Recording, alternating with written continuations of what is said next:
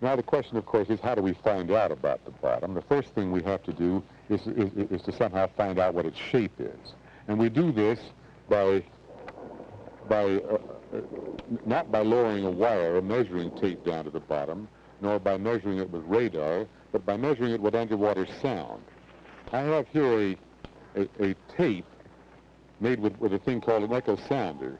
What we do is to send out a sound from the ship. You hear that sound that's going out now? Yeah. You listen, you'll hear the echo. There's the sound. Hear the echo? Well, what we've done, what we do is run that contraption continuously, and we record on this paper like this the time that it takes for the echo to come back from the bottom to the surface. And by doing that and doing it repeatedly, we get an accurate profile of the bottom like this. Here's a steep submarine cliff. Here's a valley. Here's a mountain beneath the sea. Another little valley. Another small ridge or hummock. And then a mountain that rises pretty high over there. Goes off the paper, in fact. By doing this with a great many ships and a great many places, we're getting some idea of what the shape of the seafloor is. One of the things we found is that there are seamounts with flat tops, which you can just barely see in this slide here. There's nothing like this on land. Another thing which is quite striking is the fact that right down the middle of the ocean, and this is most strikingly shown in the Atlantic Ocean, there's a great submarine ridge, and this submarine ridge follows exactly down the middle of the ocean. We have the same sort of thing in the South Pacific. Here's a map of the southeastern Pacific, which I show you particularly because two of our ships are down here now.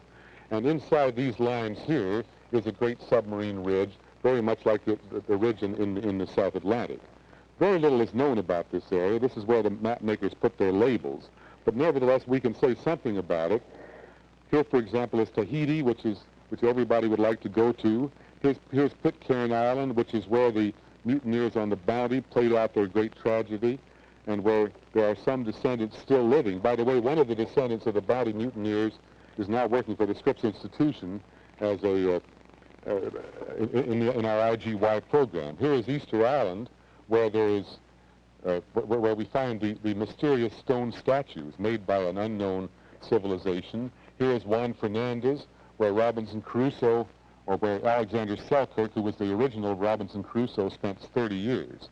On all these islands, IGY stations are being occupied to measure sea level.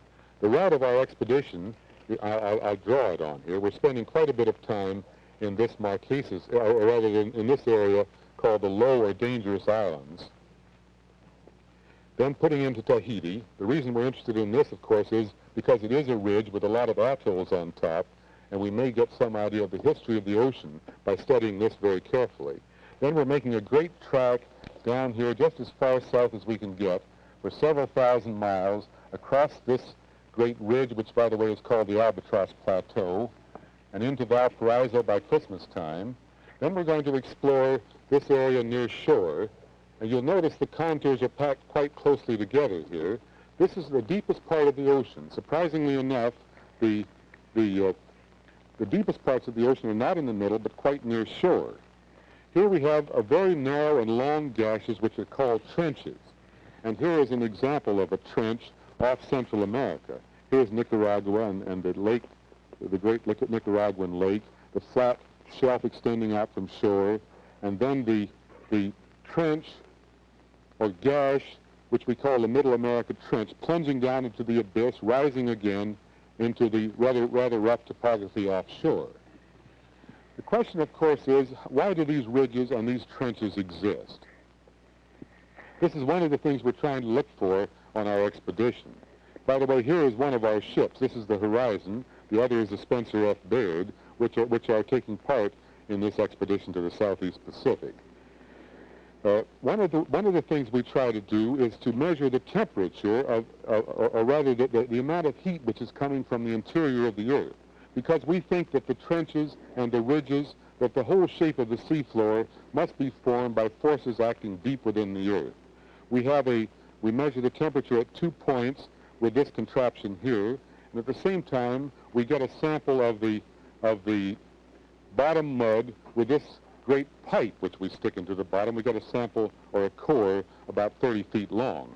By combining these two, by studying the mud that we collect in this core, measuring what we call the conductivity of heat, and by combining that with the temperatures, we're able to find actually the amount of heat which is produced in the interior of the Earth and is flowing out through the seafloor. What we find is about 1 unit of heat in a basin like this, about 5 units of heat on a ridge like this, and about half a unit, about 1/2, in the trenches. And we think that this is caused by exactly the same thing we saw in that beaker. That is that the rock is very, very slowly moving up under the trench, that it then moves over like this and moves down, or rather, it's slowly moving upward under the ridge, essentially pushing the ridge up, that it moves down, or moves over like this, and then moves down under the trench, and actually creates the trench by sucking the material down. This hypothesis is one of the things we're going to try to test in this expedition to the Southeast Pacific.